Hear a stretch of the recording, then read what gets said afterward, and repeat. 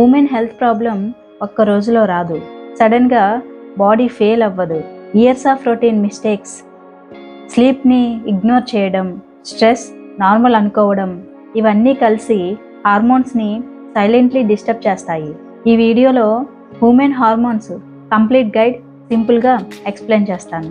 Women body daily rhythm మీద run అవుతుంది. Sleep time, food time, stress level, ఇవి అన్నీ హార్మోన్స్ డిసైడ్ చేస్తాయి.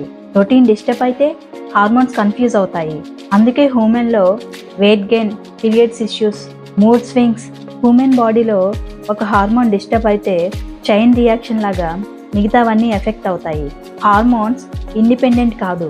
Late night sleep, skipping breakfast, late dinner, constant stress, no physical movement, ఇవి small habits అనిపిస్తాయి. కానీ years పాటు repeat అయితే హార్మోనల్ ఇంబ్యాలెన్స్ స్టార్ట్ అవుతుంది.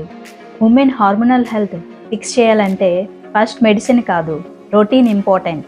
Same time sleep, same time food, stress release, sunlight plus movement, body safe feel అయితే hormones automatically balance అవుతాయి.